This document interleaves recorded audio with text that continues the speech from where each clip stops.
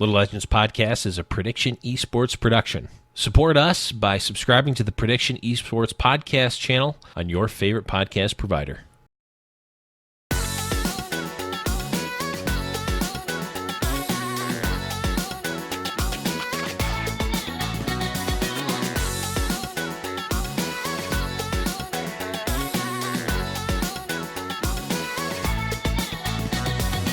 Hey guys, and welcome back to the Little Legends Podcast. I am your host, Blevins. Joining me, as always, is Boop. What's up, man?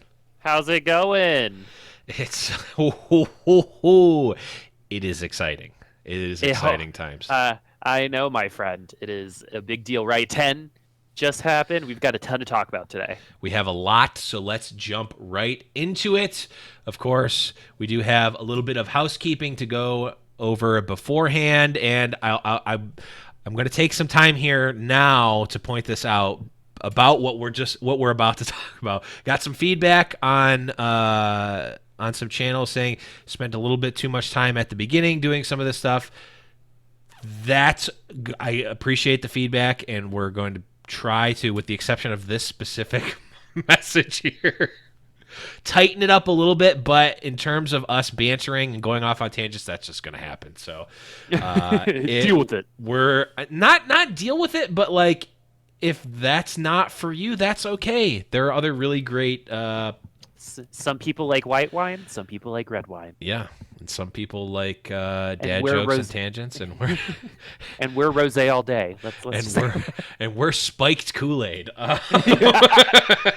Francia, yeah. We're Francia straight from the pouch. Slap the bag. Okay, we're bad at this. Let's talk about what we're going to talk about. We're back into it. Just wanted to, we're going to talk about how we are, of course, a Prediction Esports production. So make sure you guys are checking us out there. If you haven't already subscribed to the Prediction podcast feed, PREE Diction, make sure you do that.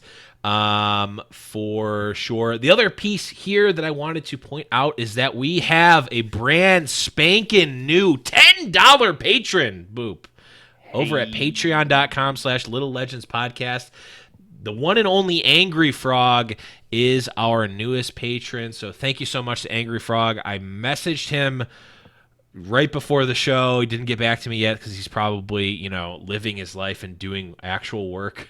But we will make sure to get his custom message on the show as in the next episode as soon as I get back to him. But guys, you can check out all of the benefits and whatnot to Patreon over at patreon.com/Little Legends Podcast. And that's where you should go for that. Got some really cool stuff. And if you have any suggestions as to what you'd like to see, make sure you let us know on Discord at discord.me/Little Legends Podcast. Okay, last piece here is we may have gotten iTunes reviews, but I didn't have time to check. So if you did leave one, it will be read on the next show. And if you haven't left one already, please do leave an iTunes review. They are all super, super helpful in helping the show grow and expand. All right, that was pretty condensed. Hey, that's good. You tightened it up, yeah. Outside of Francia and slapping the bag, I think we did a good job. I think we tightened it up and also added some flair. So I think that's a win in both categories. But on a serious note, guys, if you do have feedback for us, please let us know. Good, bad, or otherwise. We want to hear it, and we want to improve or ignore and make fun of you on this. No, I'm kidding. Maybe I'm not. Let's move on and talk about our week in TFT. Boop! How has the roller coaster been for you? I don't want to talk about it. You just go. Okay. I don't know if I don't remember. My memory is shot, so I'm just gonna recap a little bit. It may be too far back. Maybe I already talked about this. I fell back into Plat, everyone. So round of applause. We're a Plat podcast. Or we were until last night because I climbed my way back up. I'm back in Diamond. I'm never playing again. What are you running? Almost exclusively Brawlers Jinx. Okay, so like when I do that, I get last. Okay, so I can't find Jinx. Okay, so here's the thing about Brawlers Jinx, and maybe we can talk about just the strategy in general here, and not necessarily about my specific experience. I have Brawler's Jinx as one of the tools in my pocket, but I don't know if it's forceable for those reasons. So it's definitely item dependent. If you don't have a Giant Slayer, Yeah. it ain't gonna work. I mean, you could maybe run like a red buff and an Infinity Edge or something. Like you can. There's a little bit of wiggle room, but if you don't have those damage items for Jinx, don't run it. Not worth it. Make something else. The other thing I found is that some of these suggested items, one of the suggested items, or maybe even the most suggested item, is Trap Claw, which I think in theory is quite good on Jinx, but in practice I've found is actually not good enough to get top 1. So the other caveat here is that I have been getting pretty consistent like top 4s or like 8th place. But I've not. I think in 9.20, I've gotten exactly 1 win outside of game night. I have 0. Oof. Yeah, I have 0 wins, man. I just like I don't know how to spend money anymore. I don't know what comps to run. This is a big deal for me because I was doing so good before this patch, and then I had like a 2-day period where I was like, I think I get it, and then. And then everyone's like, it's about the hyper late game. You got to hyper roll after you get all your, all your stuff. And then when I try that, and this is what hurts me the most, Blev. This is what hurts me the most. Are you ready for me to say this? I'm ready. My most consistent comp, the comp that consistently gets me top 4, the only one that seems to consistently get me in top 4. I have a guess. Is Yordle. For those of you listening on the podcast, I'm holding up my Poppy figure here. Yes, you've become what you hated most. And so like I remember I did get a win in this patch because it was on our fight night or on game night. Yes, and I was playing Yordles.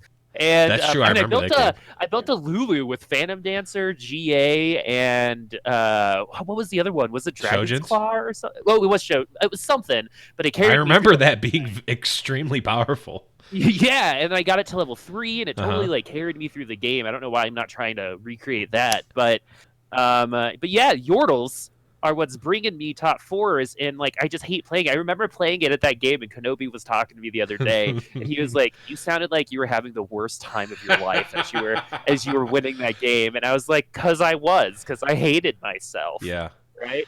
It's like, so that sucks. So that's kind of like a grounding moment for me, and I love brawlers, and they're good right now. It's just. Like today, I had a level 3 Vi, I had a level 3 Blitzcrank, and I had a level 3 Warwick on my team, and I still got 4th. Fourth is still pretty good. I have not been able to seal the deal with brawlers. That's been my problem. I've been getting to the end. Like I got to in at least 2 games, maybe even a 3rd game. I have gotten to the top 4 with 70 plus health. And then I lose. I just can't beat the last guy.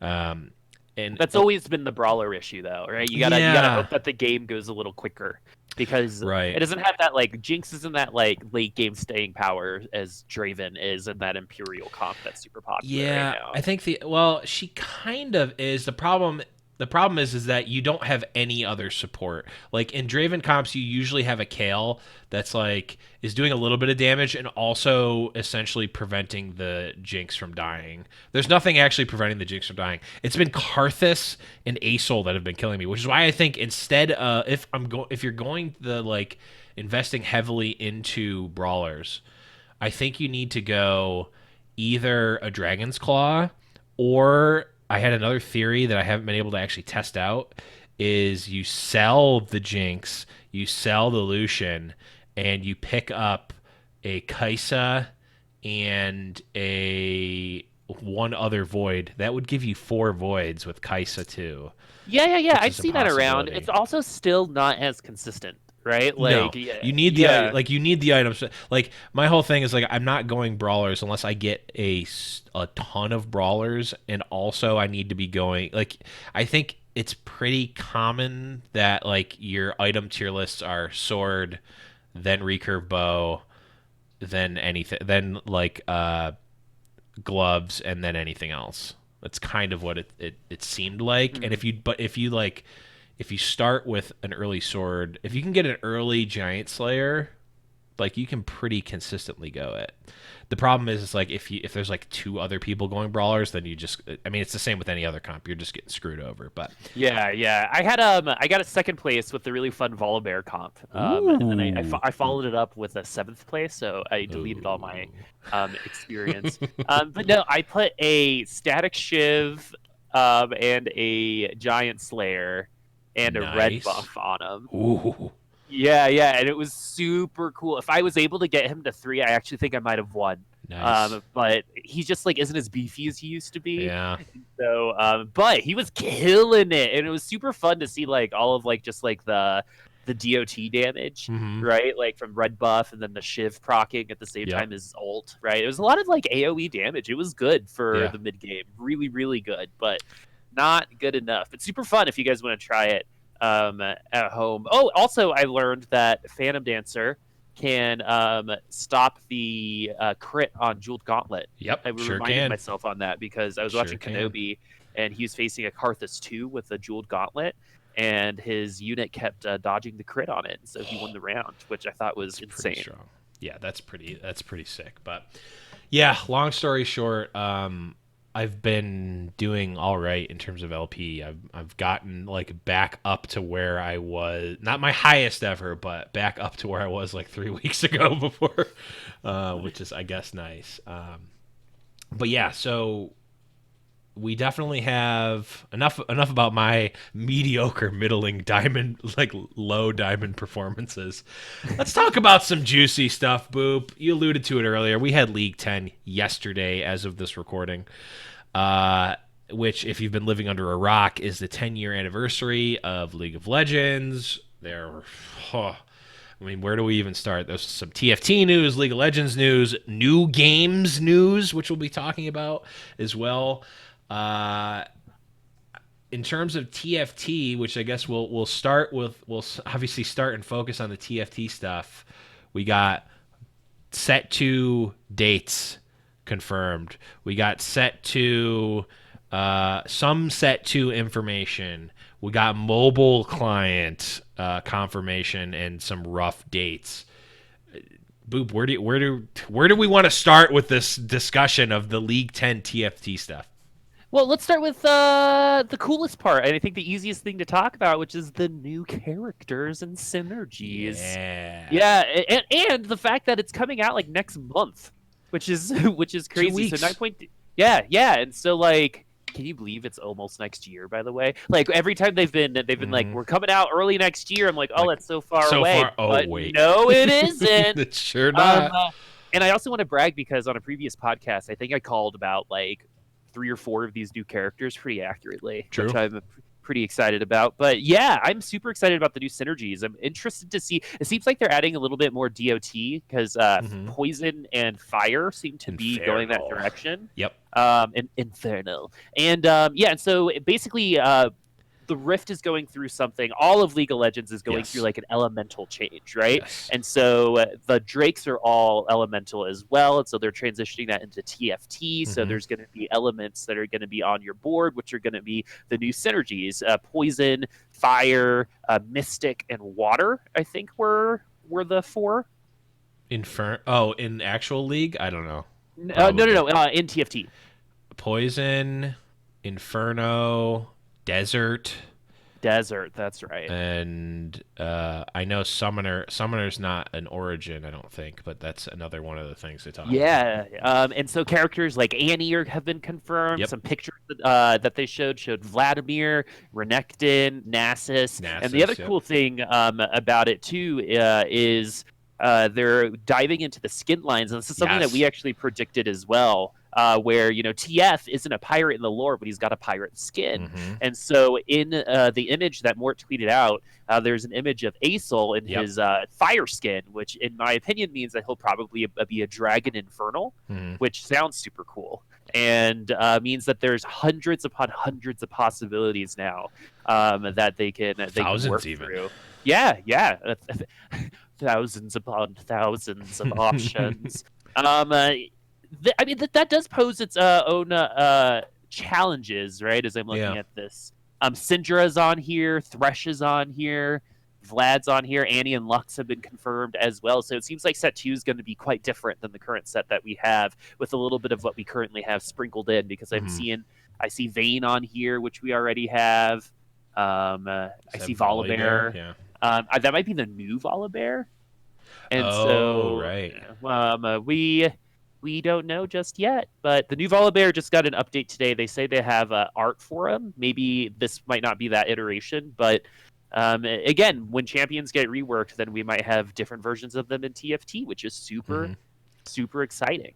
Yeah, it's just cool. It's really cool that like they can come out with new, we'll just call them cards, new champs, new units, but not actually have to, not necessarily have to draw from completely new champs in League of Legends. Like, they don't have to. Obviously, they have the models and everything for Ezreal or something, but like they can just use a different skin of Volibear and give him a different ability if they want to. They can do it for Asol. They can do it for whomever. We don't need to set 1 happened, and all you Gangplank fans who love Gangplank and love playing him, well, he's going away for now, and set 2 is going to have all new champs that you can learn completely new from scratch. Like, no, it's going to be a mix of everything, and we don't know how the new skinned Asol is going to interact or what their abilities are going to be, but they can keep him pretty much the same in terms of his attack damage or his attack speed and how he moves and whatnot. They could do that in or this similar. image, I think he has a Seraphs and a Morellos, so we can assume that it's probably similar. That checks out to what you currently put on him. Well, and then the other cool thing is they showed a picture of Zed, and they're like, "Oh, we're gonna have the same characters but with different abilities." And I'm excited because Zed has an ultimate that's like an execute, and that's actually something we don't have a ton. Yeah, kind of like Evelyn, and so. We shall see. But he also has clones that he could use too, like shadow clones. Oh, he could be a summoner. Yeah, and so he could put a clone down and use and just auto attack or something. And then there's options for a character like Ezreal to be like a sorcerer marksman. Yeah, which is super cool because that's what he is in League of Legends. Right. So that's all the exciting things, and the fact that you can reiterate on current the roster, change skins, just change their abilities, right? Every character, most of them have 4 abilities that you could use, and that's just, you only see one of them here. So I wonder what we're going to see. And then you'll have new characters with similar abilities and stuff that we see in this game. I assume that Lux's ability is going to be very similar to Voice of Light. But the synergies might be different, and all this other stuff. And then eventually Asol might get taken out, and Lux will still have the same kind of play style. And this and this. The possibilities are endless here. It's really, really exciting.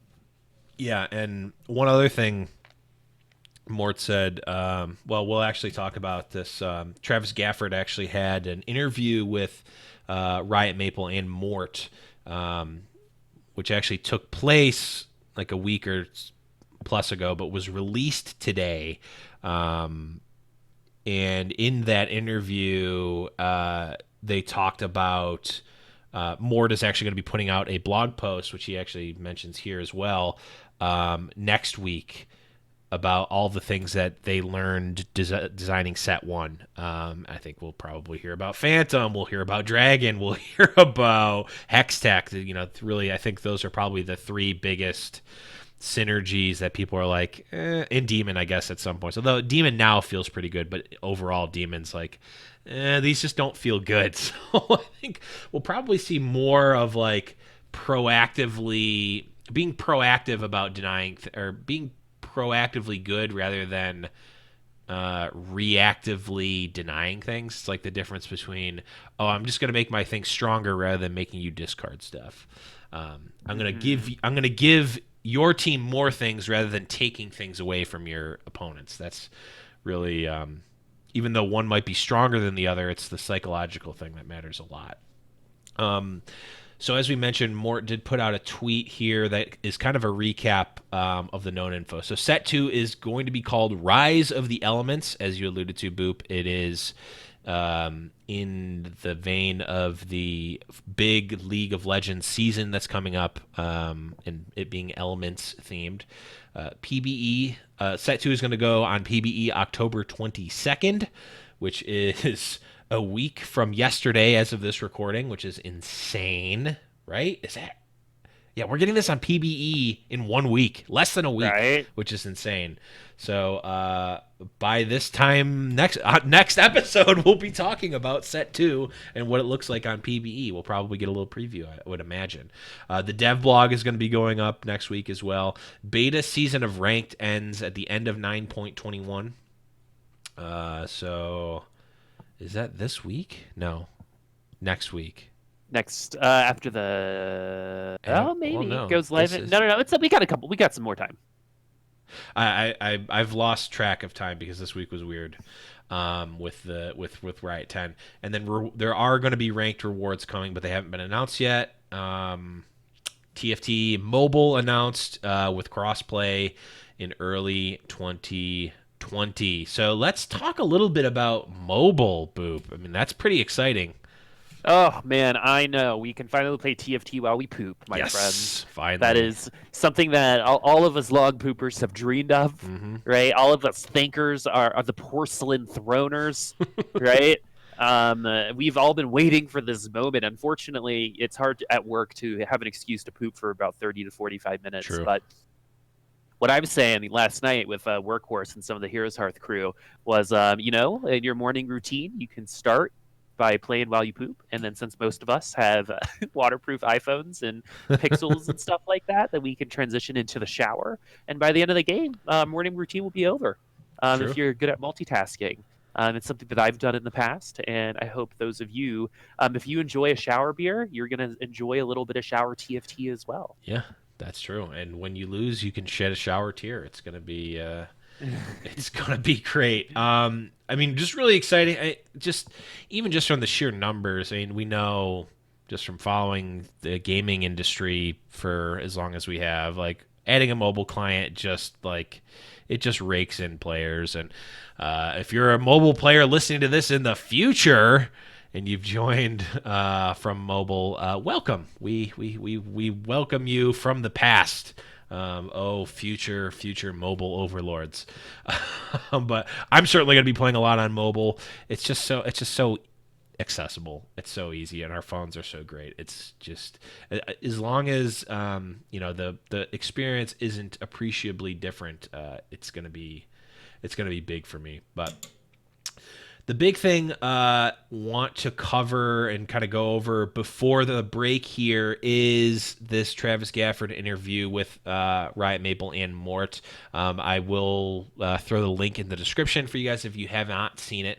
But some bullet points here. It's a little under 20 minutes long. And a couple of points here is that there's not going to be, so at least in their vision right now, there are not going to be consistent changes from set to set, meaning that, okay, set 1 to set 2, these are the changes we see. There's this many heroes removed, there's this many synergies changed, there's this, and you can expect to see that in set 3.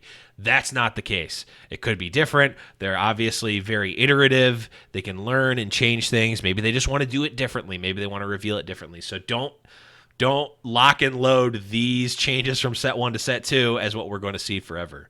What do you think about that, Boop? Because when we see new Magic the Gathering set or a new Hearthstone set, for the most part, you know what you're going to expect. Obviously not the exact cards or mechanics that are coming out, but like new Hearthstone set's coming out, it's going to be 100 to 200 cards or whatever the numbers are. There's going to be this many legendaries across this many here. Like, what do you think about this kind of dynamic changes between sets?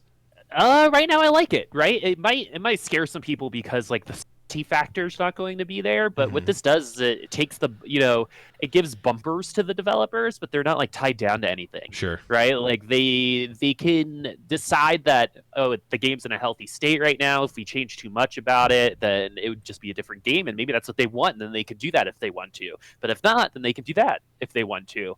Right, so I like it. It gives them a little bit more freedom to iterate, and especially since we're still in beta, right? And they're trying to make this its own thing now. It almost kind of sounds like they didn't expect this to be as popular as it was. They definitely explicitly said that in the interview, that they're like, they were blown away by how popular this became. Yeah, well, and this is like the thing I worry about, like for some of their other games, right? It's like there's been a little bit of a lull in everything that's not a battle royale right now, in terms of types of games. I mean, like the last good shooter that came out was probably Gears 5 recently with like Borderlands, but those are more like campaign oriented rather than like esports oriented, at least for me.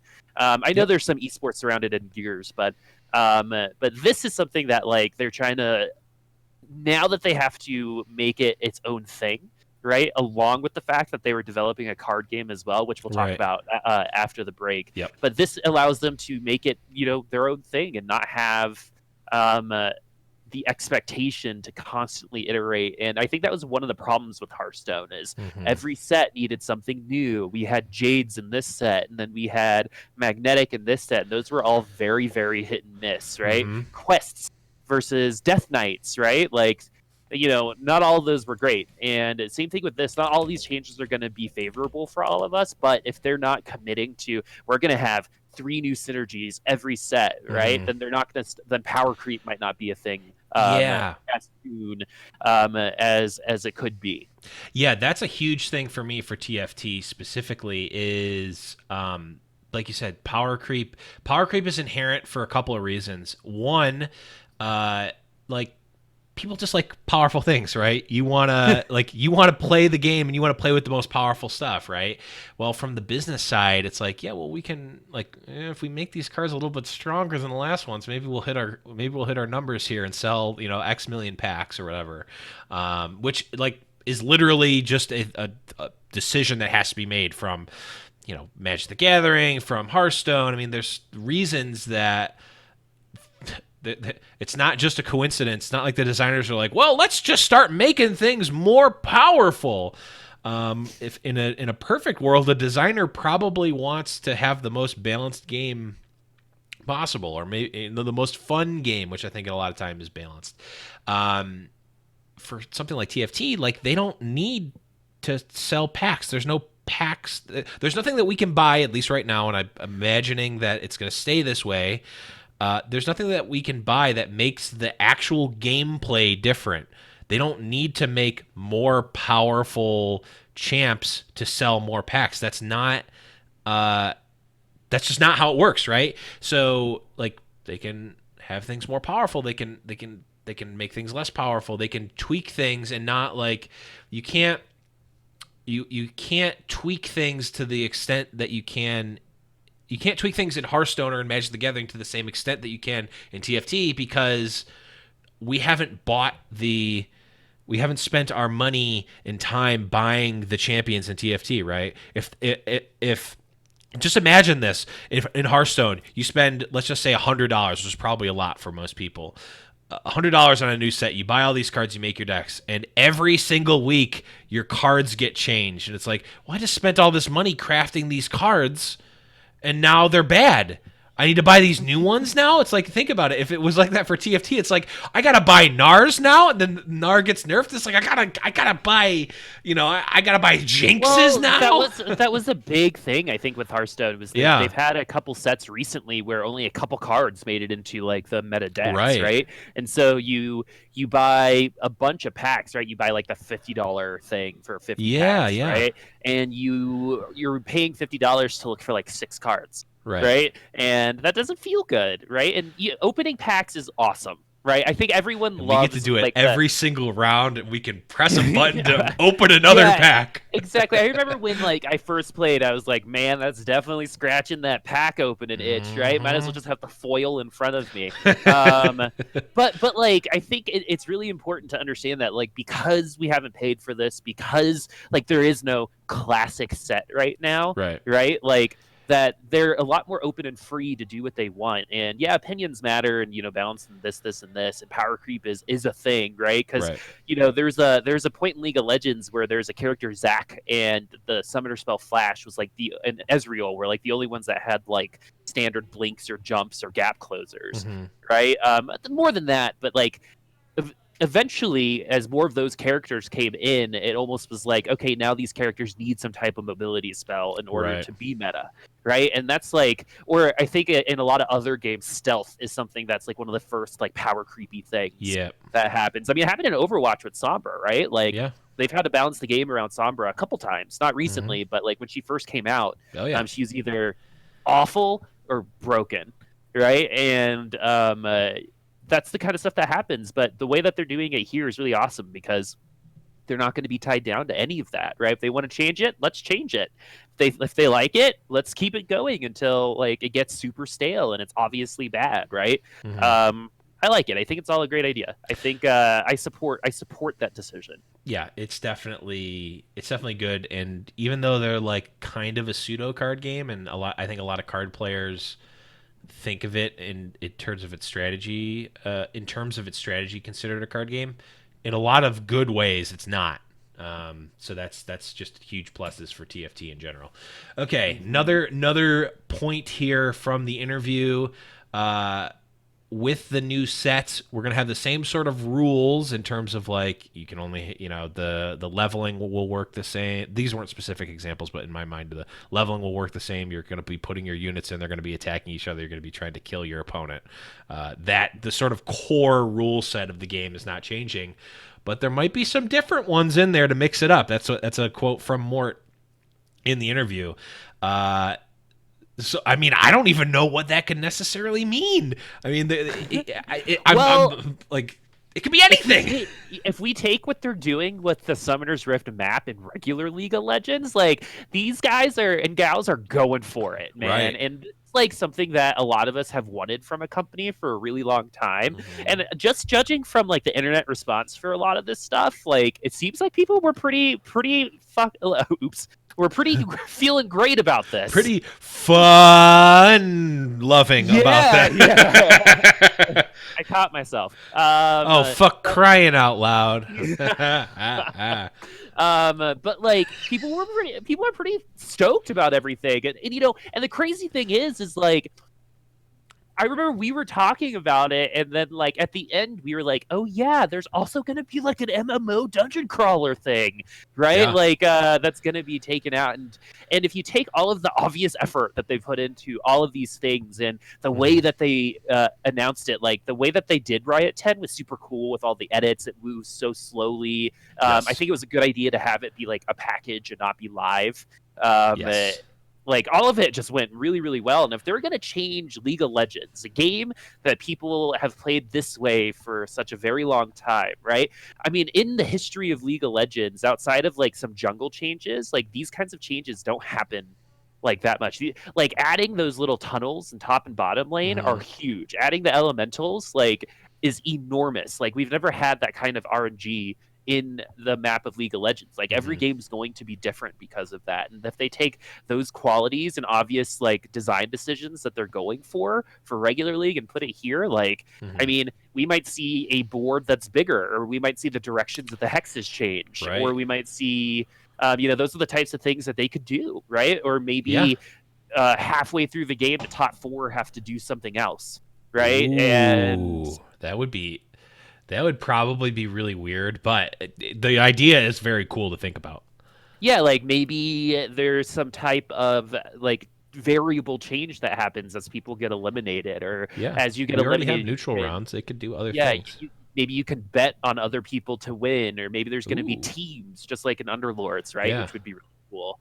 And so that's all really exciting. And so that's kind of like what I have in my back pocket in terms of things that could be changed, because it's easy to think about it as simple like auto battler, but very simple things like changing the directions of the hexes, or the fact that Underlords is squares and this is hexes has made positioning so different, right? Like, I'm excited to see what they have up their sleeve. I'm okay, and this is a type of game. It's not like proper League where like the player base is huge, and the player base for TFT is pretty big, right? But like changes there are going to be felt by a lot of people. There isn't, and there's precedent for how League of Legends is played. Right. There's not as much precedent in team-fighting tactics, and this is like the best time. Yeah, this is the best time to be creative and do things out of the box and just going for it and trying. And it seems like Riot's doing that across the board. And I'm excited to see that kind of development from a major company back into these games, because I feel like we've lost a little bit of that in the last 4 or 5 years. It definitely, I mean, just across the board, not just with Riot, right? Just like across the board. Yeah, and we'll talk about just the Riot 10 event in general a little bit after the break, so I'll save my thoughts on that for that portion. But yeah, you came up with a lot of really cool things that I didn't even think about. I mean, what if they like shrunk it? What if there's like an ability to shrink the map? That could be like positional things, I think, is because it's not like a flashy, exciting thing necessarily when you think about it. It's like, oh, you like take out a row of hexes, like that's not really that cool. But like the implications, the strategy implications from something like that could, like every time you ult, like one row of hexes just gets like shrunken in, and like people get moved. All those things that could be so cool. Yeah, well, I mean, in the League of high Legends, ground, you like, could make high ground or Drake something. Changes the environment, right? Like they could add that into this, right? Like what if because I would love for Dragon and like Shelly and like Elder Drake to mean a little bit more than an item.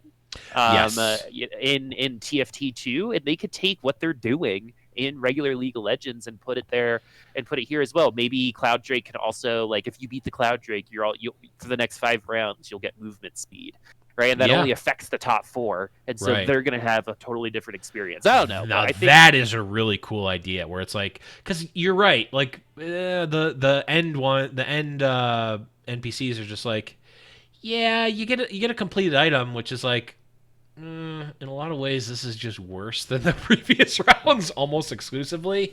It's like, yes, you get 2 items, but they're already combined, and it's like pretty, like either like, oh, my item is just significantly better than my opponent's, or vice versa. Oh, I got a Giant Slayer. Oh no, I got a Titanic Hydra. Right.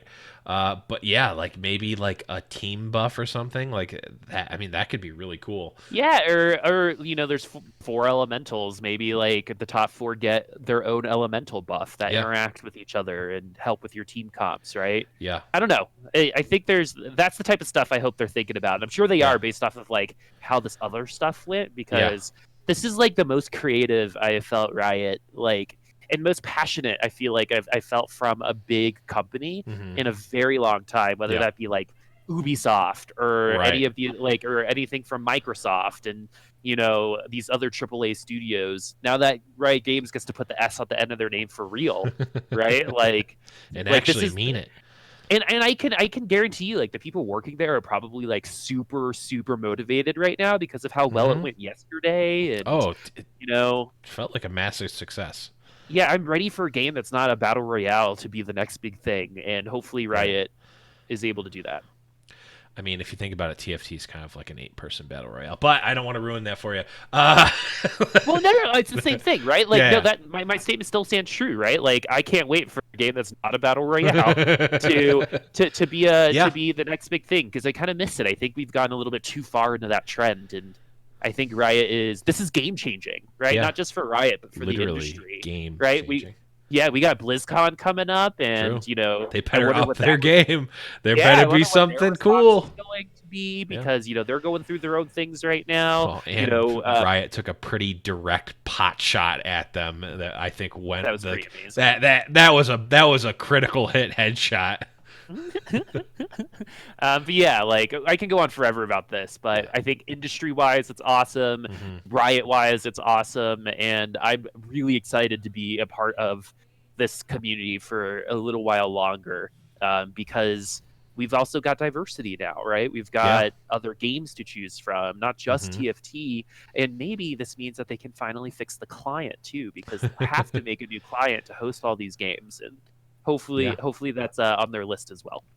Let's hope. Okay, a couple other things from this interview. we're going to start set 2 off with 51 champs, at least at the time of that recording, which is right now I think we're at 57 in current in live. So they're going to start with 51 and then go from there. Not necessarily going to go up to 57.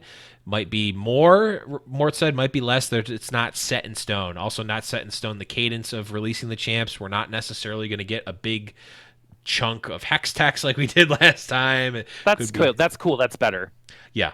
I mean, it was cool getting the hex text, but I think we don't necessarily, we could still get a chunk. We could get four, a big pack, or we could get one-offs. I think it's cool. 50, like this number right now, and honestly, just like irrespective of everything, 9.2 or patch 9.2 current patch as of this recording.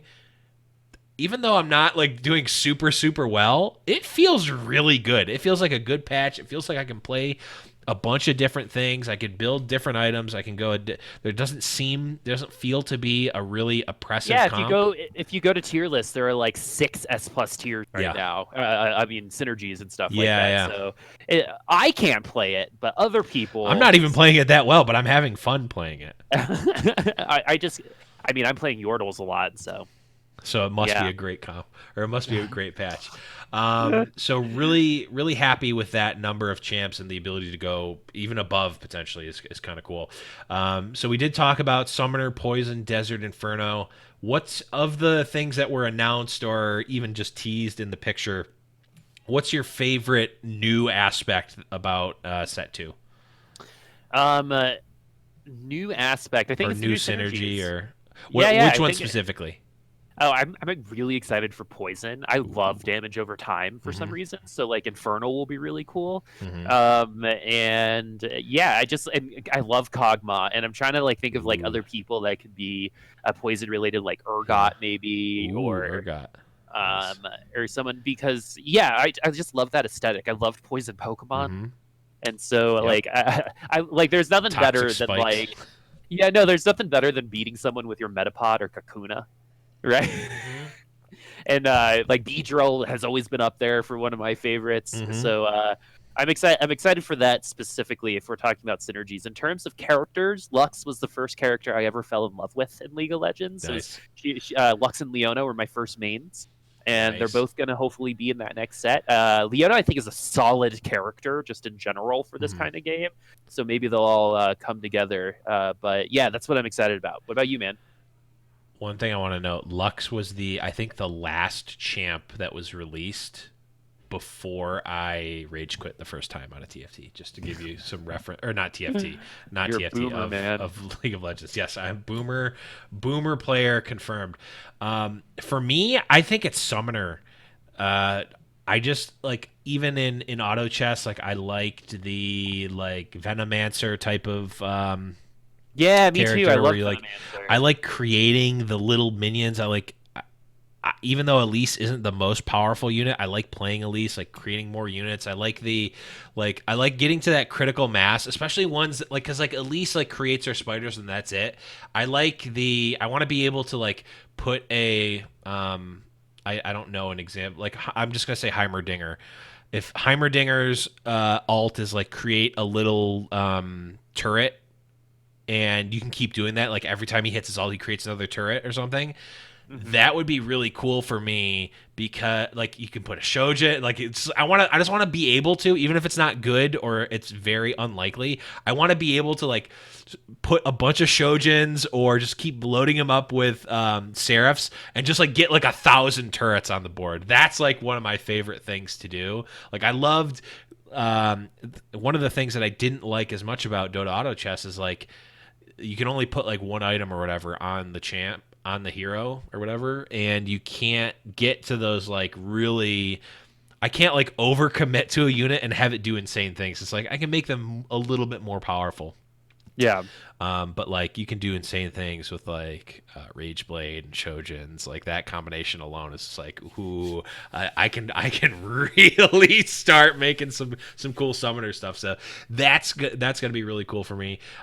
We did get the confirmation, or at least the hint, that the Inferno ability is all, or the Inferno synergy is based around burning the actual hexes in the ground and dealing damage over time. I'm wondering if the Frozen Fist or Iceborne Gauntlet was a little bit of a test for something like that. Right, yeah. Right, because of like taking over a hex, right? Mm-hmm. That's Iceborne. I love that item, by the way. Put it especially on on Yordles. And on Yordles too, yep.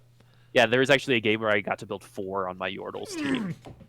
Yeah. Oh, God, this that's is the items disgusting. I got, man. I couldn't get a spatula to save my life, so all I got were gauntlets and chain vests, and so I was like, I'm not gonna build a Thorn mail, so I'm just gonna go ahead and build go this. for it.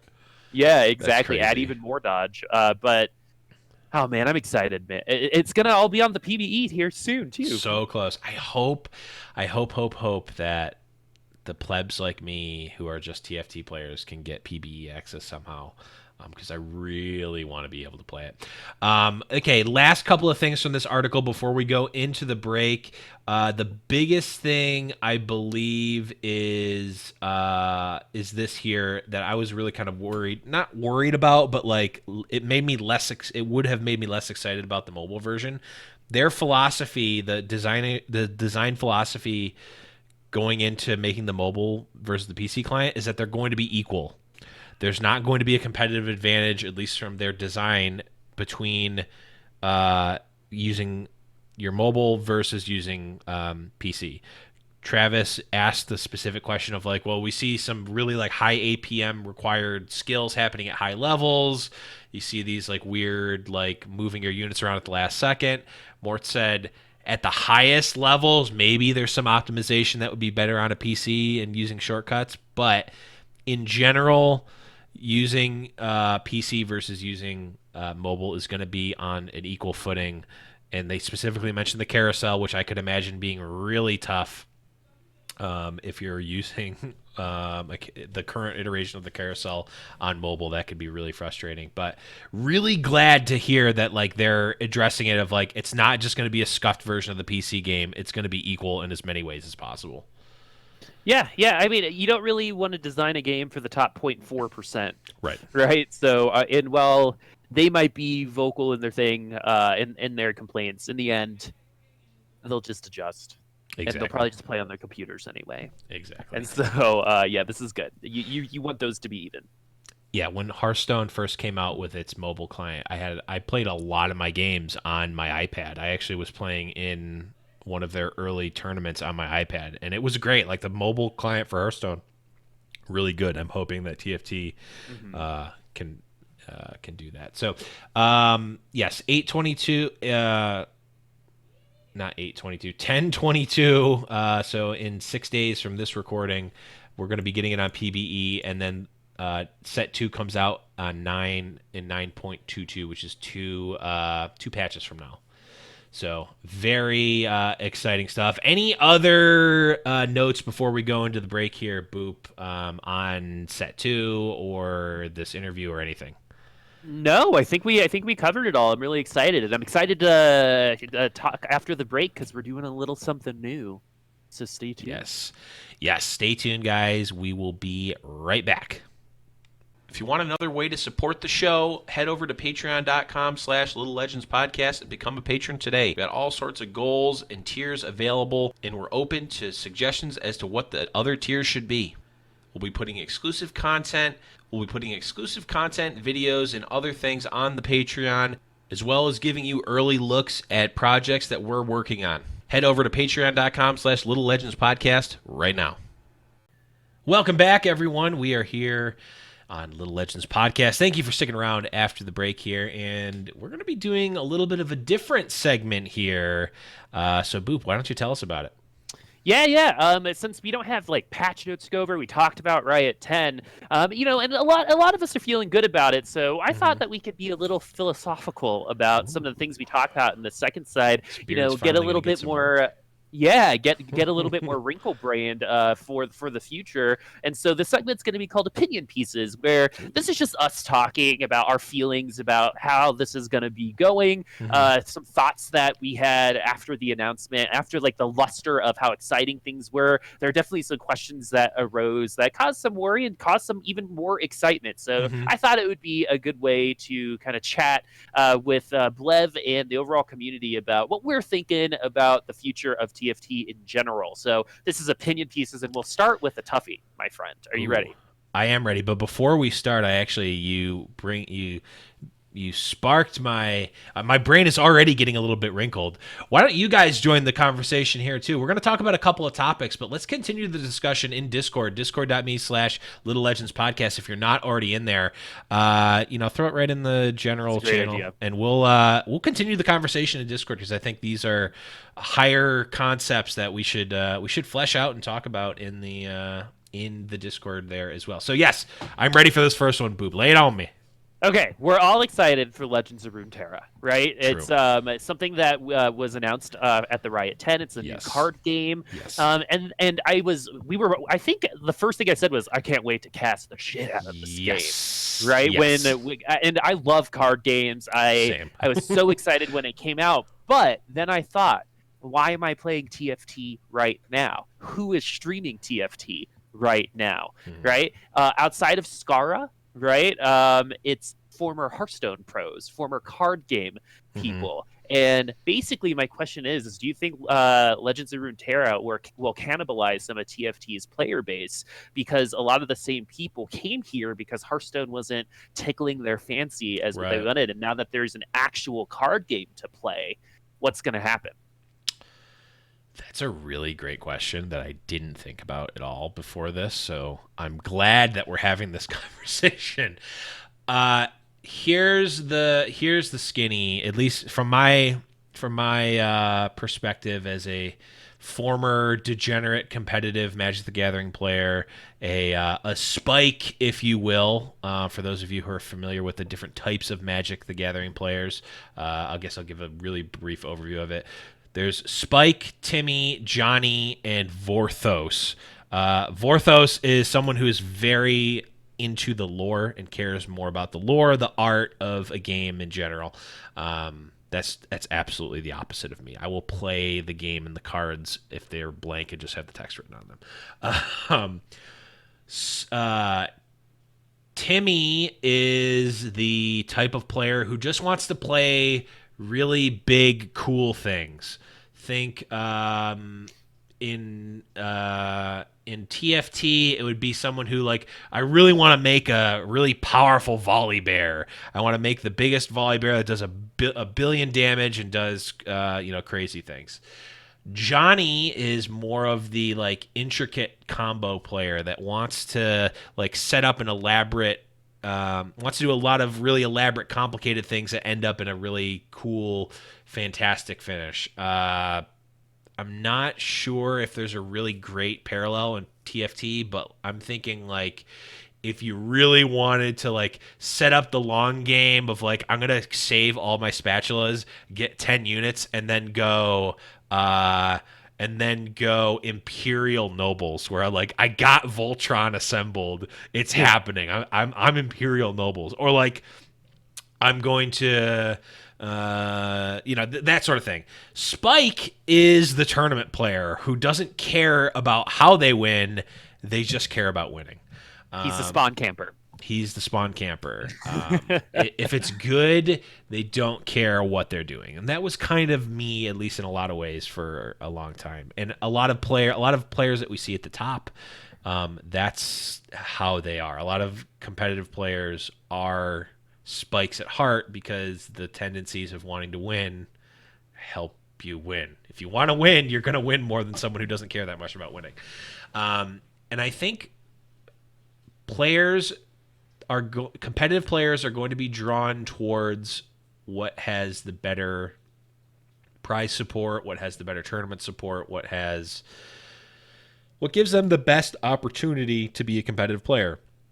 We saw when Hearthstone came out, we saw a lot of players go from the smaller sort of non-Magic TCGs, the World of Warcraft TCG. There was one called Hex, that was an online one. There's a bunch of other ones. They went to Hearthstone. A lot of Magic players went to Hearthstone, but a lot of Magic players stayed with Magic. I mean, Magic has been around forever. There have been dozens, if not hundreds, of other card games that have come out, and Magic is still there. Have those games cannibalized Magic's audience?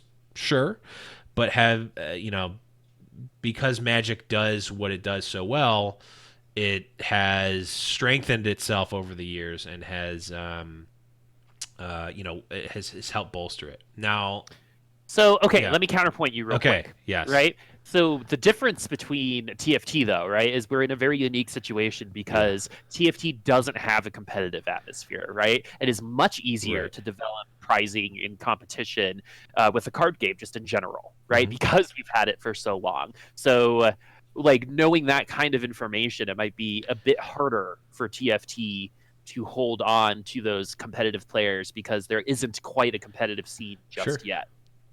Right. I mean, there's not a competitive scene for Legends of Runeterra yet either. So, I mean, if we assume that, if we assume that Legends of Runeterra and TFT both had like a pro tour of some sort, I have no idea what would happen because we haven't seen, as far as I know, we haven't seen a company that is like creating two similar genres of game, right? Unless you consider like Madden 2020 versus 2019. And NCAA football, yeah. Right, yeah.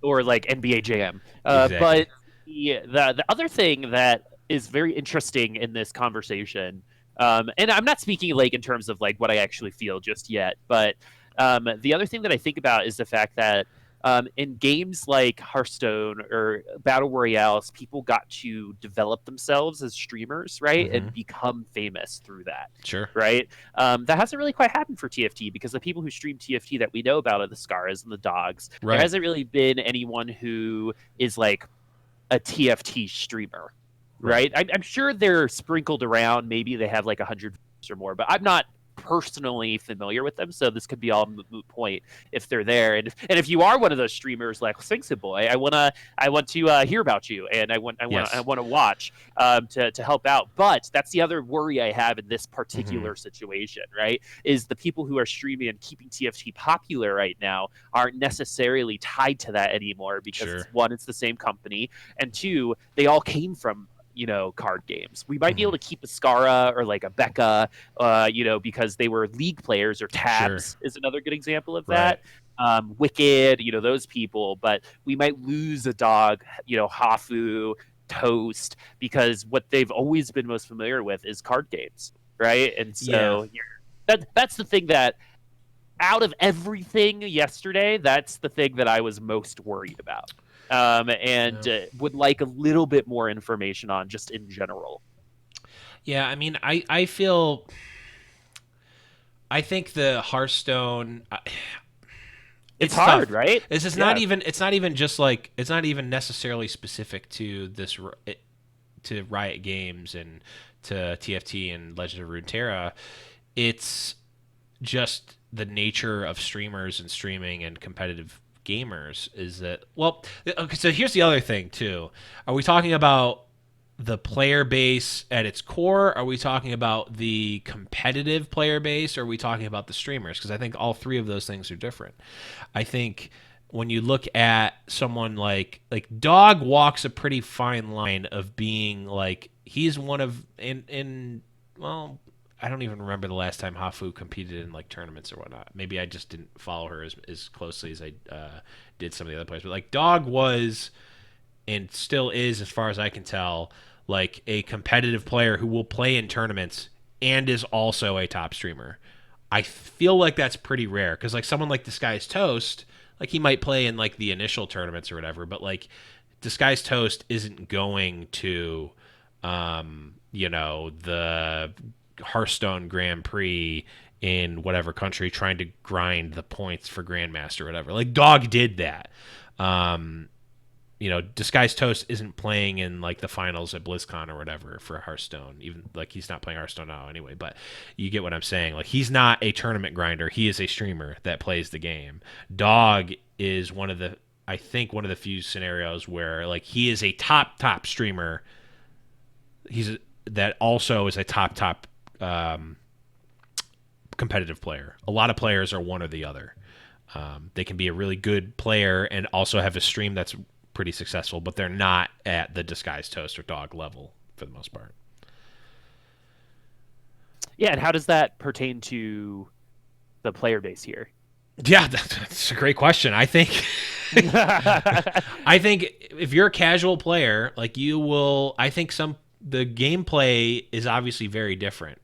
It's not like if we're looking at Hearthstone and Legends of Runeterra, if both of those games came out if both of those games were owned by Riot, then yeah, I'd be like, yeah, you're really kind of dividing yourself thin here. But here it's like, I think some people are going to favor one or the other in terms of the like non-competitive gamer, non-streamer, to just the general population of the game. Some people are going to prefer the more Hearthstone route. Some people are going to prefer the more auto battle isn't that route. Like the definition of self-cannibalization, though, Blevins? It's like these are all the same people currently playing one game. Now they're split, right? So both games potentially don't get the support that they want, because basically what this sounds like to me is TFT was way more popular than they expected. So now they have to invest in it. Right, it might have not been the intention, but at least it's like an auto battler, and it's not like a game that requires like, I'm sure it requires a lot of resources, but versus Project A, right, which is their first-person shooter, I'm sure the team sizes are probably drastically different, right? Again, I don't know from experience, like I don't know exactly, but yeah, that's the thing I'm worried about. That both games, not just TFT, right? That both games might get a little bit of that split attention, or maybe everyone will just play both because they're on the same client, and this is all for naught. But I think it's an interesting conversation to have, because this is one of the first times where like a singular company like makes two moderately similar games, right? Because auto battlers are very close to being card games, right? Yeah, you're kind of selling me on this like a little bit scared point. In like arena drafts, most likely, where you get to draft your cards as time goes on, or deck builder board games, which are very, very fun. Yes. Right. Like it's very similar to that. Like there's a game called Clank that's a deck builder that's amazing. Props, by the way, Colorado company. Check it out. That's one of the top 25 board game games thing. Direwolf, right? Us. Is that Direwolf? Yeah, Direwolf. Yeah. Yep. Made by MTG Pros.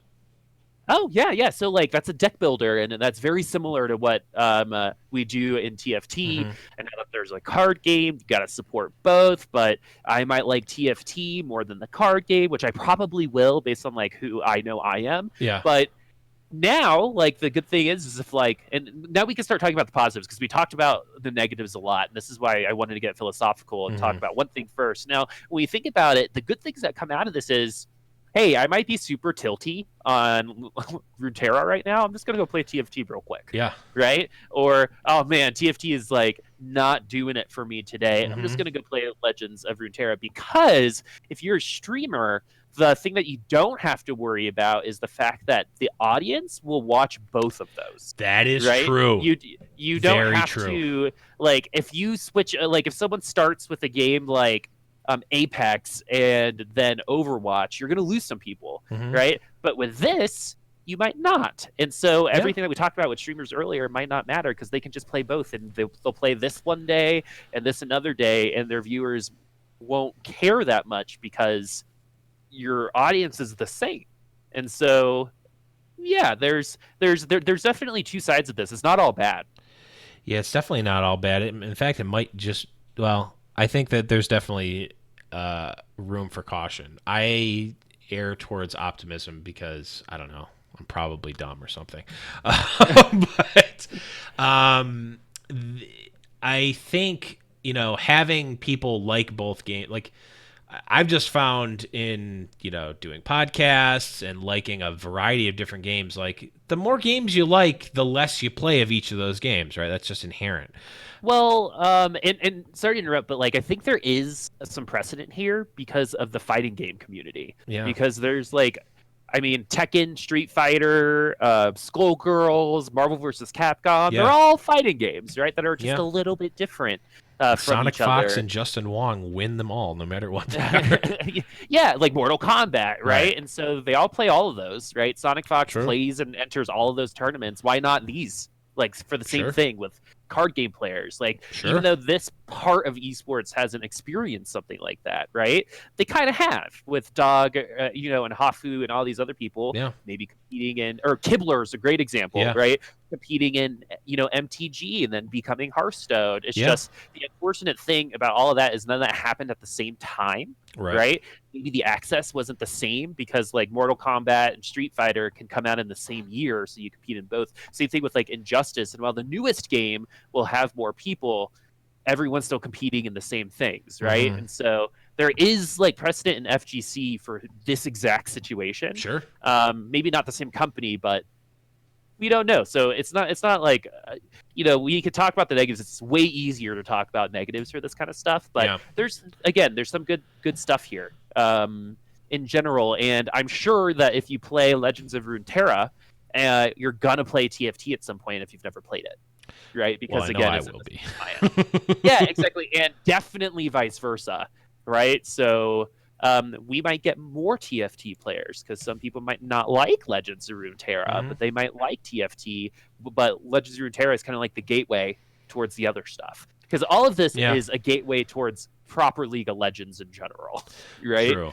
And so, it's a very, I think, of a discussion that can last forever with points on both sides. I think there's room to be concerned. I think there's room to just like wait and see, and there's also room to say, hey, there's actually support going both ways. Like these communities can support each other in some way. Just because it hasn't happened before doesn't mean it might not happen this time around. But I thought it was a cool question.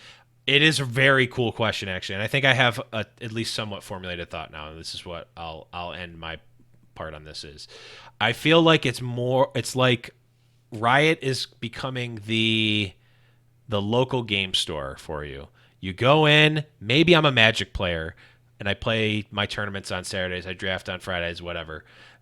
I go in on a Wednesday, there's no Magic tournament, I'm still going in and playing board games. And at the end of the day, the store itself, the local store, is getting my patronage from Magic. They're getting it from a board game. They're getting it from D&D. They're getting it from this. I'm going to be there. If I want to play more Magic, I can play more Magic. If I only want to play Magic, I can play only Magic. If I want to play something different every day of the week, I can do that.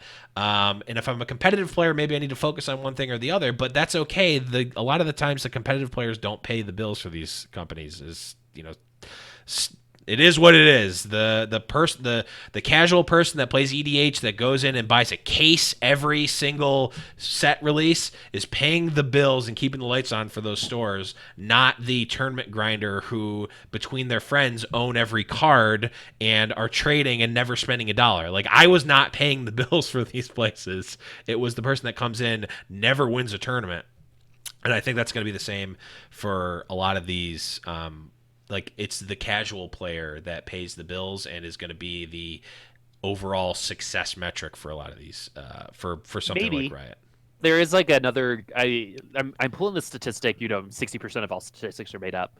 But I think like I heard one day that whales. You've heard that term, I'm sure. Yes, in mobile games. Yes, in mobile games make up like 90% of like the buying or something like that. That might be the case for this. I might just be off on it, but but again, like basically I'm just saying there's a whole other side of it, right? Like there's going to be whales in both.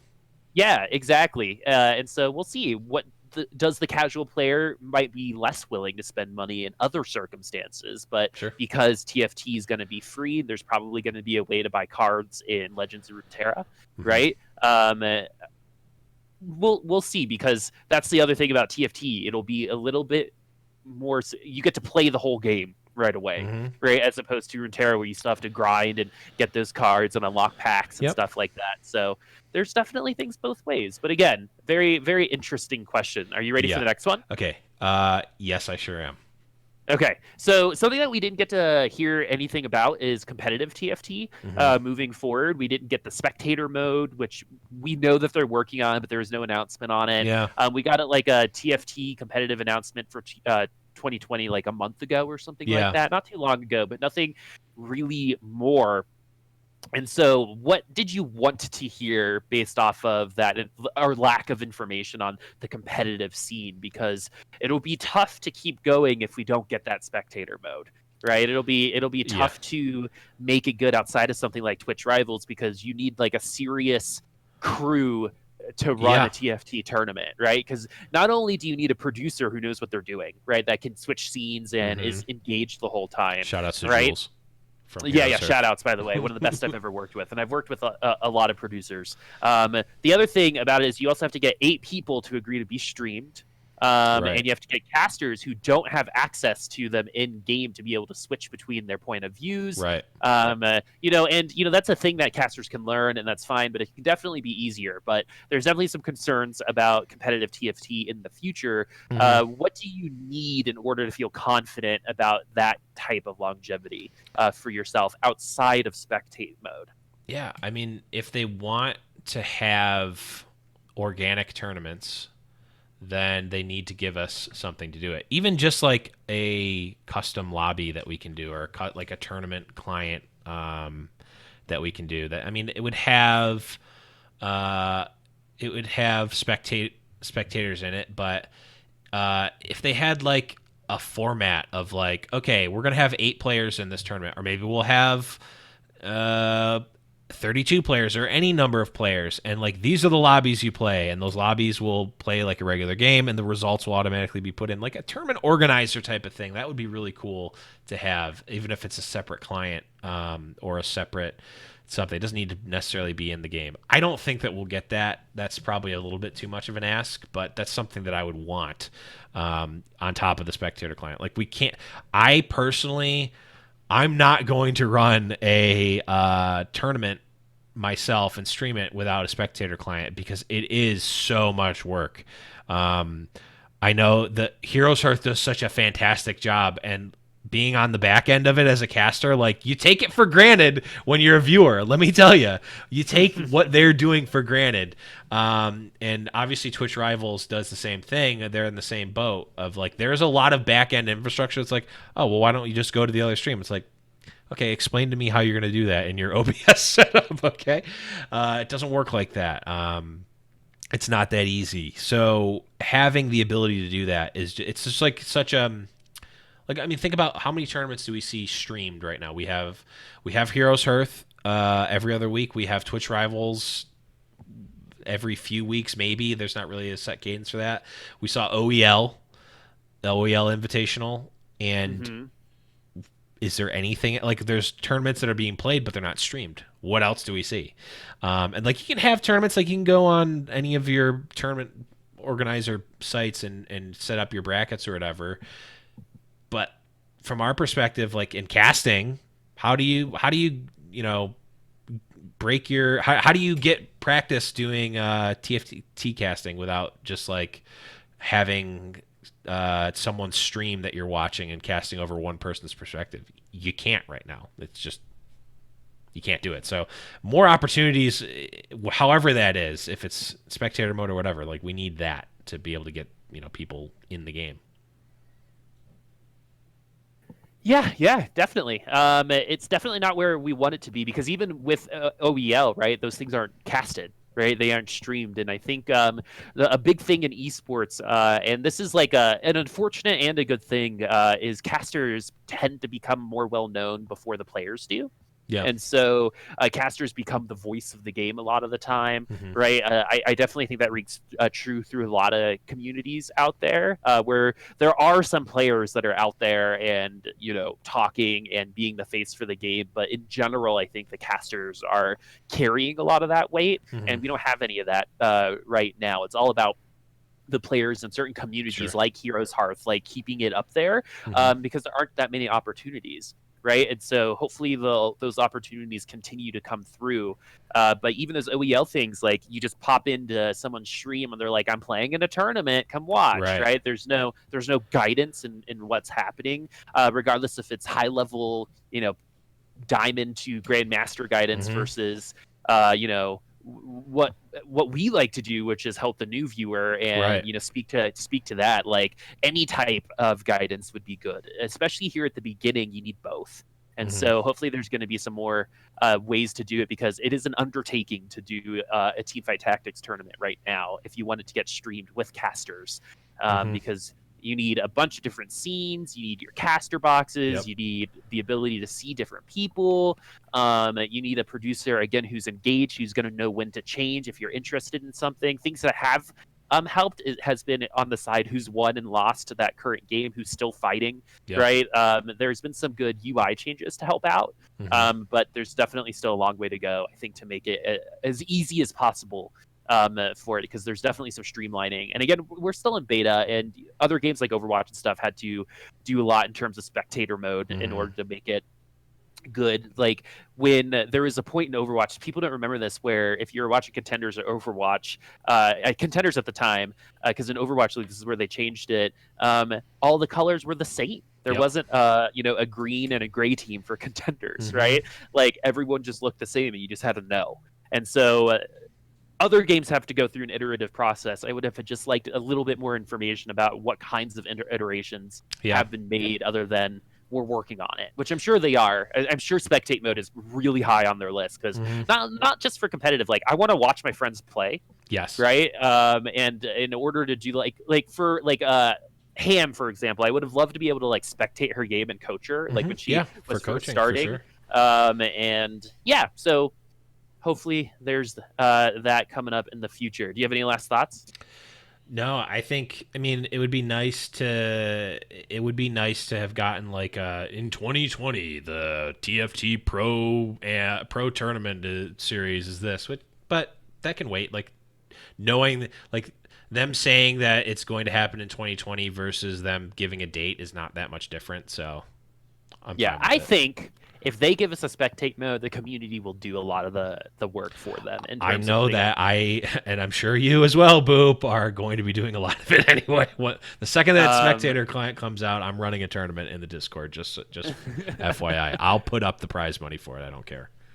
All right, man. I'm looking forward to it. I'll definitely help. Depends. We'll use Angry Frog's $10 Patreon to help the pot. All right. So last question, my friend. Okay. For our opinion piece. So this is going to be on the lighter side. It's a little easier than I think the first two. But what are you most excited about versus what are you most worried about based off of what we saw at Riot 10 or what we didn't see, and your overall feelings about Riot 10 just in general?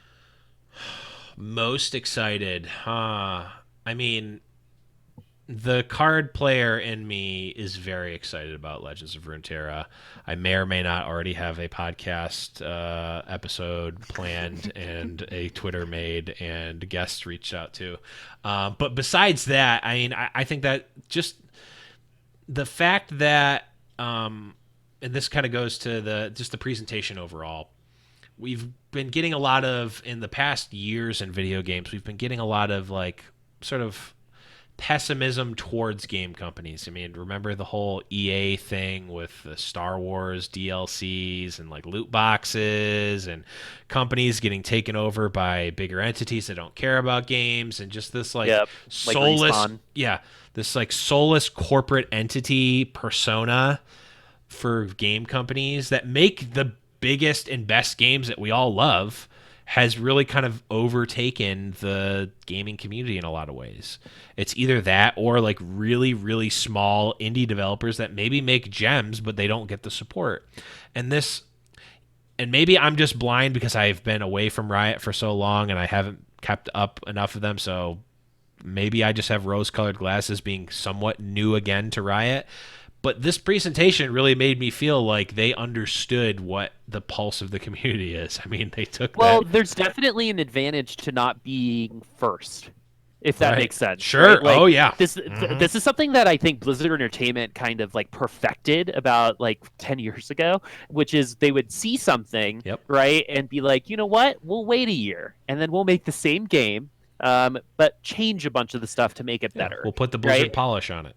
Yeah, and even though Heroes of the Storm wasn't as successful as they wanted, like I honestly believe that Heroes of the Storm moved a lot of things out of MOBAs that seemed a little archaic to me. Absolutely. There were some other big things like Leveling Together that, there's a thing, and I appreciate they made MOBAs accessible for the layman player. Yeah, at least exactly. A lot more. Things like StarCraft, things like Hearthstone is a great example, like early Hearthstone, right? Taking Magic the Gathering players and saying, you know what, we don't need these things, and we're just going to make a cleaner game, right?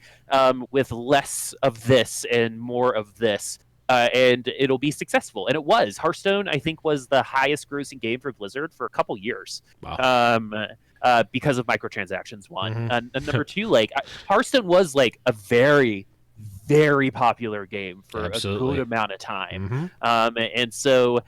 And I think they kind of went away from that recently, right? I think that there's they haven't made a battle royale, and that might be like what they announced at Blizzard, at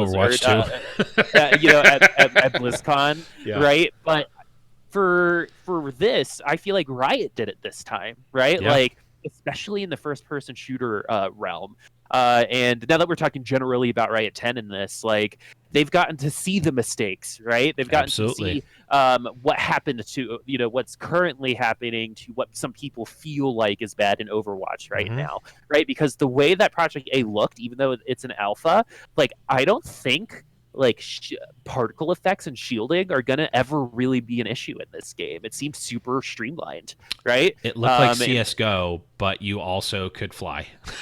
yeah, it looked like CS:GO and Paladins kind of like coming together, which is great. I love that aesthetic. I really love that aesthetic because it reminds me of a not very popular game for the Xbox 360 and also PC. It was actually one of the first game, might have been the very first game that ever had cross-platform across Xbox 360, PS3, or maybe it was just Xbox 360 and PC. Shadowrun, the first-person shooter for Xbox 360. A lot of people comparing the look to Project A to Shadowrun already. Okay. And people were stoked about it. I saw a stream on Twitter saying, "Is the Shadowrun 2?" I'd be pumped about that. Right, I am pumped about it. So and like the other thing about Blizzard's the tempo of how things have gone. Right, they've had to iterate on Overwatch. They've had to take Hearthstone to a place that other card games haven't really gotten to, and Riot's gotten to observe all of this. Right, because and the other thing about Riot is they haven't been pressured. Right, they didn't have to do any of this really. Right, like proper League of Legends is probably still making a bank. Right, I mean, I still buy a bunch of skins on characters that I don't use, and it's a free game, right? So, and they're doing it anyway. And same thing with the fighting game. Same thing with like the looter shooter or like MMORPG, right? They've gotten to see Destiny and see Destiny go through. Oh man, this expansion sucked, but this one, the most recent one, was really really good, right? And they got to study all of this, and now like they're ready to rip the cord and start the lawnmower on like the first go. That's what I'm like super excited about. I think they're kind of pulling a little bit of that old Blizzard magic of, all right, we're just going to make this type of genre better, right? And now Riot gets to attempt that this time around. Like this is like the biggest alpha move that a game company could make in a very very long time, and I want it. I want Blizzard to stay Blizzard. I mean, there's some caveats to it, but like I want Blizzard to stay Blizzard, not I want Activision Blizzard to stay plain Blizzard. Is what I think it boils down to. I will stop commenting on it, but like the big thing is like Riot can comment up their chest and be like, hey, like. You're all looking up to us now, which will make their games better, which will make all of the industry's games better, and might finally move us out of this battle royale heat wave that we're going through. That's what I'm super excited about. What I'm most worried about is just the split in attention, right? Like we all get super possessive over the games that we love, right? We talked about it in our very first question here on Opinion Pieces, which is what's going to happen to TFT when lore comes out. But I'm obviously worried about it. So I would say that that's my biggest worry is where the attention is going to be. Like if the fighting game becomes super popular when it comes out, what it means to the first-person shooter if the FPS isn't as popular as they want. It sounds like it will be. It honestly sounds like the FPS might be what people are probably most looking forward to. But like, what about the MMO? Like when we saw Blitzcrank fighting all these little guys. Right, like what's that support going to look like versus Legends of Runeterra versus TFT? How are they? They've never had to do this before. They've never had to manage this many teams before, right? Maybe they have in house, but they're probably managing outside studios to help with art, and they've always done that. But it's just more and more, and doing more sometimes it makes it less quality. And I don't think that's the case, right? But that has happened in the past, and that is what I'm worried about. Not in the past with Riot, but in the past just in general. Yeah, it's a big and exciting change, and we talked about it yesterday. I'm like, just the averages and what we've seen other companies, it's like, how many companies have 6 games that are all very, very successful? Probably not many. And you got to think some number of these games either maybe aren't going to get made or they're not going to be as successful as they wanted to. But like you said, the point you bring up, I think, is the one that has kept my eyes on the prize and seeing, not the light at the end of the tunnel because that implies death, but keeping my eyes on the prize is probably the best way to do it, is that, they have seen that they're not making a brand new genre of game. None of these games are brand new, treading super new ground. They are taking previous genres. They're taking things that have been done by other people and iterating on them. They're, like we did at the beginning of the show, it's just tightening it up a little bit. Just tightening. And it's like, even the description of Legends of Runeterra heard a lot of things that I'm sure they picked the phrasing on it very specifically. We're evoking a lot of thoughts about Artifact. We're evoking a lot of thoughts about Hearthstone. But hey, we know what you're thinking. When you think Artifact, you think Magnificent Failure. But we're changing some of the things about Artifact. We're taking the bad things away from Artifact. And when you think Hearthstone, it's like, well, I played that game forever and now I'm bored of it. We're changing things from that. We're taking the good from both and putting them into a new package. And that is exactly what you said. The sort of the old mentality, maybe it's still the currently of Blizzard, but now Riot's putting its own spin. And the whole presentation overall, not even specific to the games, just really felt like they understood the pulse of the community, and it felt I felt connected to them. Yes, which was very, very interesting, because I can't say I felt that with Riot ever. I have with Blizzard in the past, right? I have in the past. With Riot, like, this was, oh man, I think it was kind of like when I came out of the closet. Right, it was just like, everyone see me, right? Like, and like, I am ready, right? Like, I'm gonna be me. And I feel like Riot kind of did the same thing, right? Not to diminish coming out of the closet, but it was a good metaphor. It is a very good metaphor. Yeah. Yeah, and I don't want to. I'm not trying to smack talk other companies, but this presentation felt a lot more like someone talking candidly about things they're excited about on their birthday. That's like it's, hey, it's my birthday. I got all these really cool things. Come check out my room. This is what's in my room. And not like bragging about the things that you have in your room, but like, you get what I'm saying. It's like, I got this really cool chair.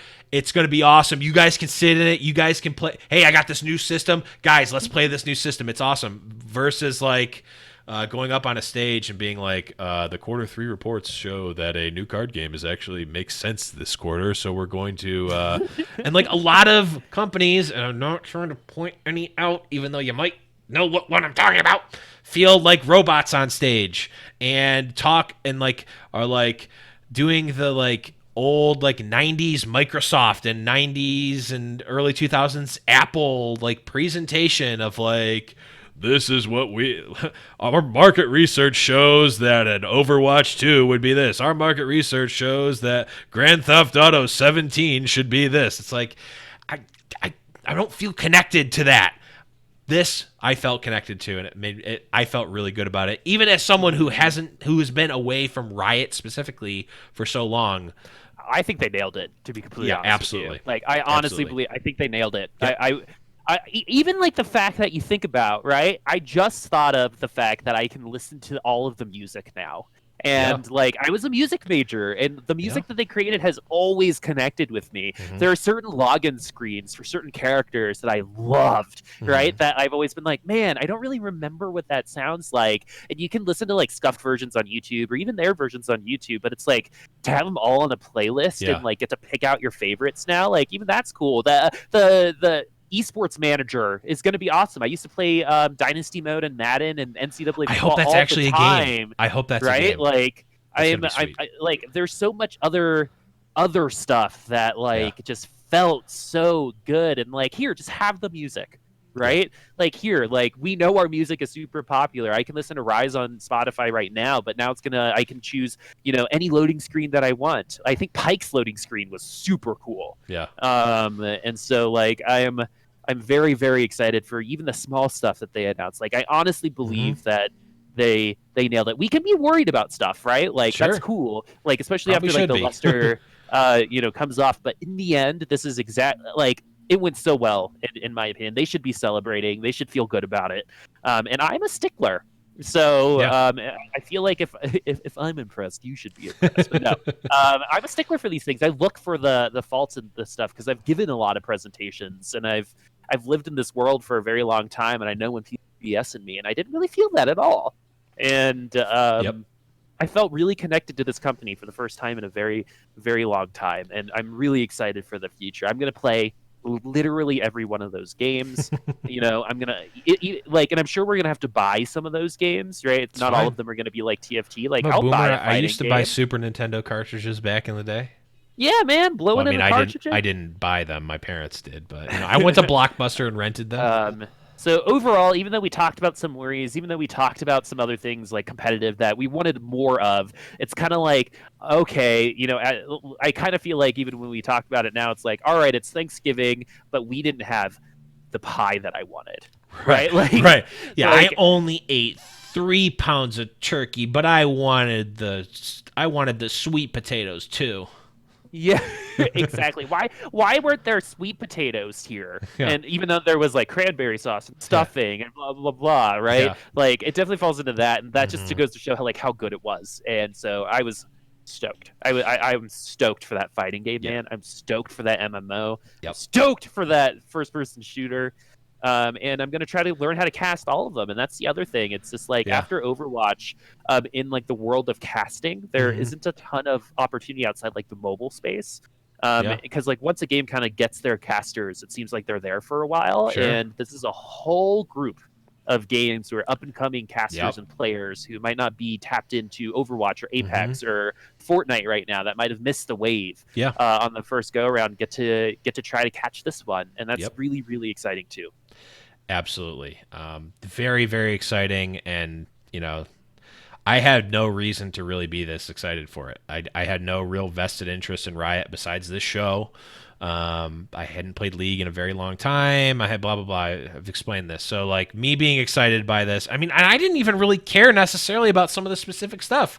I mean, you guys, when we did the simulcast with Heroes Hearth, you guys are all very excited about some of this League of Legends proper stuff. And I'm just like, this is cool that it's happening. I don't really care. I don't even really play the game that much, but it's just everything all together. Very cool. I'm excited that you guys are excited. I'm excited that the community is excited. It's just mwah, mwah. Very, very good. But enough about that. That's going to bring us right up to the end of the show here. Boop, do we have any last-minute stuff that we want to talk about before we go into the outro here? No, we got some comps to talk about. There's not a ton. I actually think our Discord has maybe struggled a bit on this meta. It's tough. Because there wasn't a ton of post your comp winning comps this week. I think going all the way back to last Monday, I think there's only 4. I know. Or maybe we just need more people in our Discord. But yes, although we did. Oh, I didn't even mention this at the beginning of the show. We did hit 100 people in the Discord, so nice. Give you guys a round of applause. Give yourselves a round of applause here for 100 people in the Discord. Snaps, Absolutely. snaps. absolutely cool. fantastic. Did you like the? If you guys like the new segment, let us know. But I particularly enjoy talking like we're at like the old cafes in 1880s with like the philosophical. I have a pipe somewhere, but it's not on me, so I can. Well, I can't smoke in my apartment, but I can at least put the pipe in my mouth, and we can talk about philosophical thing. I'll pour a bourbon or something. I don't have bourbon either. But yes, let's talk about some of these comps here. We've got one here from Boosted Ramus. That is a 3-star Braum, a 3-star Mord. Kale, we've got Kindred, Leona. What is this? This is okay, just, we got Phantom defense. Guardian, Knight, Noble. It looks like 3 Noble, yeah. Interesting. Very. That is what we call a beefy comp. That's a tough nut to crack, I think, is the name of that comp specifically. Shout out to the guy named Chunks in 3rd place. Love it. All right, we've got the umlaut over the U too. Chunks. Chunks. We got Gecko-kun, who is a new member of our Discord, so we're excited to have you, man, and congratulations on your promotion to silver. One. We've got a Kaisa, Draven, Kindred, Sejuani, Puppy, Varus, Darius, Mord, and a level 1 Ash to get a little bit of that Ranger Glacial action. Yep. Congratulations, my friend. 4 Rangers and a level 2 Kaisa. It doesn't even really matter what the rest of the comp is. All right. And then we've got so figure out who Joey is, since Joey seems to be posting a lot. It's Rums in the chat. Oh, Rums, yes, is actually a Twitch subscriber. So shout outs to Rums. Yeah, we got the old tier 3 Fiora, tier 3 Vayne, Kindred popping up a lot, and Puppy and Kindred really popping up a lot in a lot of these ones. Lucian, Darius, Mord, and Sedge. Seeing a pretty strong Knights theme across the Discord users. I wonder why. A lot of Knights. Let's see, any other good names in here? No, Chunks is still the best one so far. Yeah, I mean, RKO'd is pretty funny. Randy Orton out of nowhere, RKO.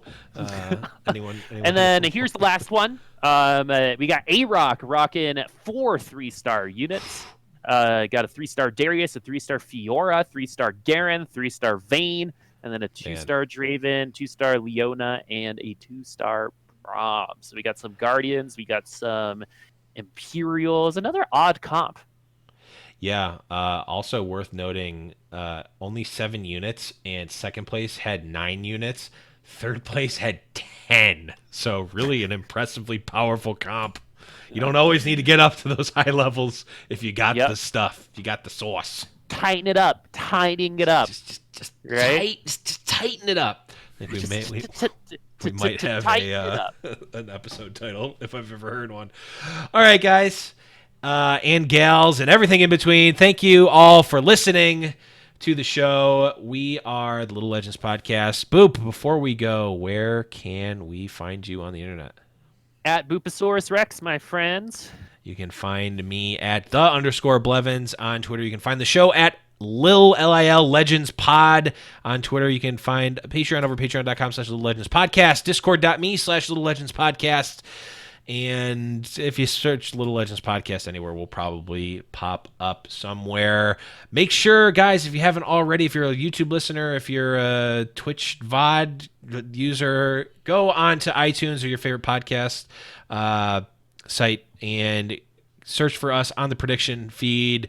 Prediction has a bunch of different esports titles, so if you want to be more versed in the world of esports, that is the place to go. Make sure you leave a review there. And if you're listening to us on the Little Legends podcast feed, we can use more reviews there as well.